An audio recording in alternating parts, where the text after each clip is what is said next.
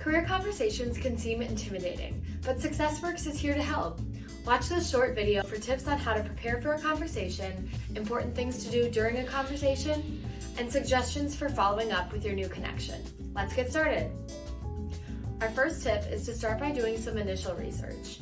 Google and LinkedIn are great resources for finding out more about the person you're talking with, their employers, and the industry more broadly. Coming to an interview with a background on the person and the industry can help guide the conversation and will show them that you care. Next up, practice introducing yourself. Develop a brief introduction about yourself and what you hope to gain from the meeting. Be sure to restate that your objective is to gain advice and not a job. The alumni are here to help and they appreciate a genuine intention for the conversation. Before your conversation, plan out and write down some open-ended questions. Check out SuccessWorks' website and Canvas page, Career Conversations, to find example questions and even more advice. Additionally, you can use your background research to inform your questions and make them more specific to alumni.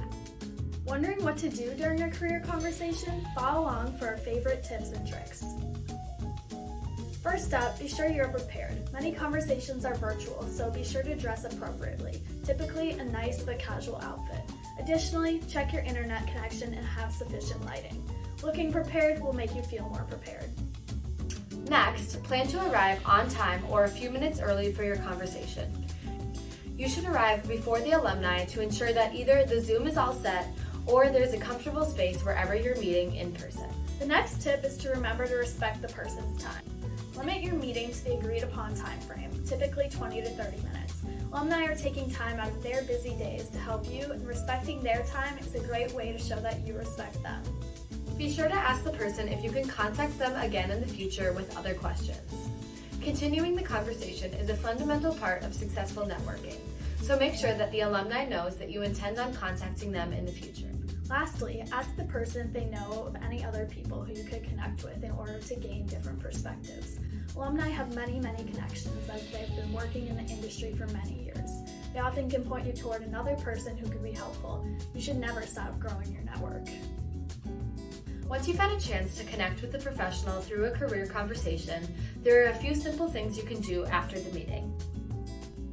Tip number 1, it's a good idea to keep some records of what you learned, what other questions you're wondering, and the next steps you plan to take after talking with someone.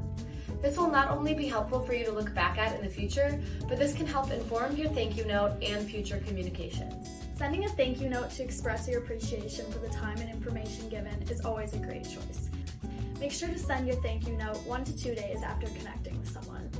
Personalize this message to show the alumni that you are listening and that you genuinely learned something from the conversation. You should include 2 to 3 things you learned from the conversation, in addition to how this information will help you in the future. Finally, do your best to keep in touch with the person. If you had a great interaction with them, let them know that you followed through with their advice and tell them the outcome.